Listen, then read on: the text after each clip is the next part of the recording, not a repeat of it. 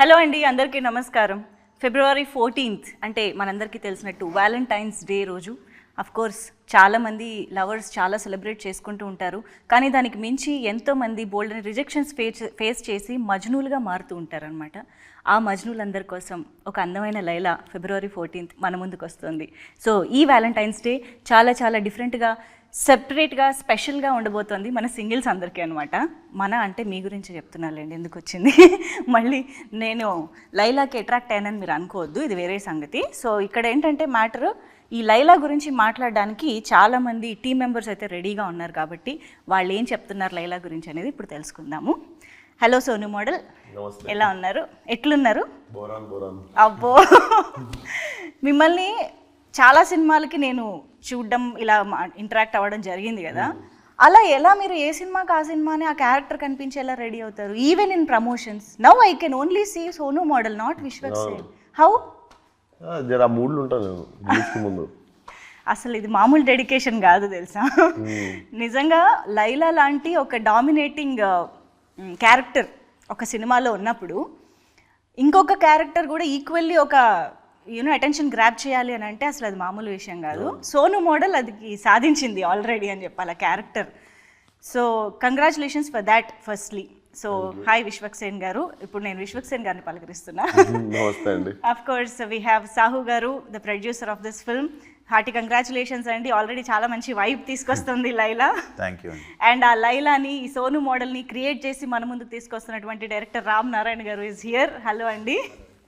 And of course మన beautiful ఆకాంక్ష. Laila screen పైన ఎంత డామినేటింగ్గా ఉన్నా కూడా తన వైపు కూడా చూసేలా చేసుకుంటుంది అంటే అది ఆకాంక్షకి మాత్రమే పాసిబుల్ అవుతుంది. So congratulations for that. And Marcus, sorry మీ పేరు నాకు ఇలాగే గుర్తుండిపోయింది. చాలా మందికి ఈ మధ్య కాలంలో ఫలక్నామా దాస్ తర్వాత మళ్ళీ అంత పేరు మార్కస్ కూడా వచ్చింది. అఫ్ కోర్స్ రీసెంట్గా కాబట్టి ఊరికే గుర్తు చేస్తున్నా. సో హాయ్ మీకు కూడా. సో ఎస్, డెఫినెట్గా లైలా అనగానే అందరూ ఆ లేడీ గెటప్ గురించి, ఫీమేల్ క్యారెక్టర్లో మీరు కనిపించిన ఆ యూఎస్పీ ఆఫ్ ద ఫిల్మ్ గురించే మాట్లాడతారు డెఫినెట్గా. అండ్ మీరు కూడా మొన్న స్పీచ్లో అన్నారు, నాకు ఎప్పటి నుంచో చేయాలని నా లిస్ట్లో ఉంది, అది అనుకోకుండా.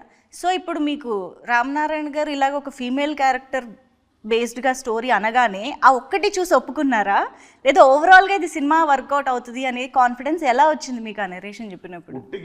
ఒప్పుకునేది ఉంటే నేను ముందు కూడా 2 కథలు విన్నాను. అవునా? కాకపోతే అది కొంచెం సీరియస్ అయిపోయింది ఉండే. అంటే బాగా వస్తుంది, బాగా చేశాడు రా అది అంటారు సీరియస్ సినిమాలు.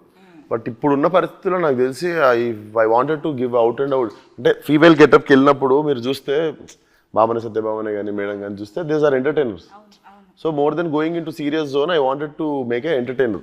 So I felt cinema drive చాలా బాగుంటుంది, అంటే పడే సిచ్యువేషన్స్ కానీ.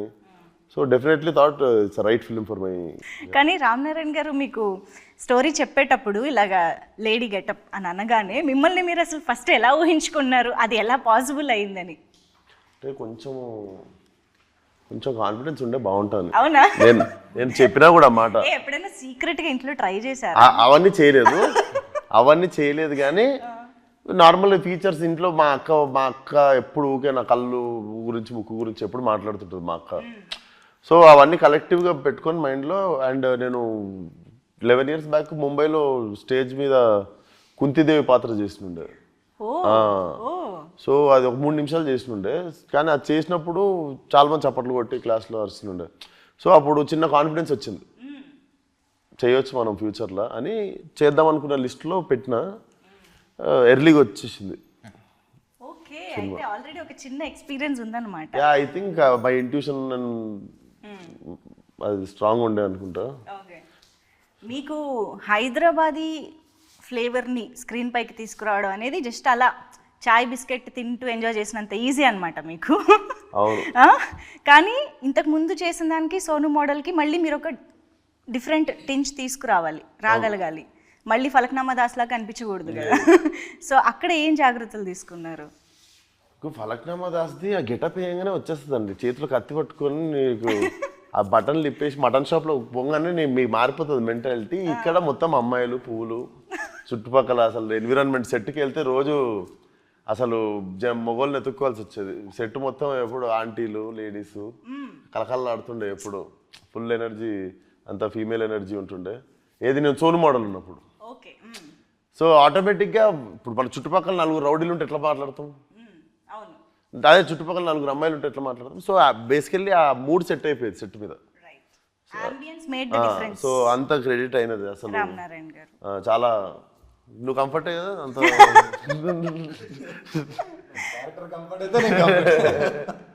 అంటే ఎప్పుడు కలకాల ఆడుతుంది మా డైరెక్టర్ ఒకటే మొగడు ఇట్లా మీరు చుట్టుపక్కల మొత్తం ఇట్లా ముఠా పెద్ద ముఠా ఉండేది లేడీస్ ముఠా.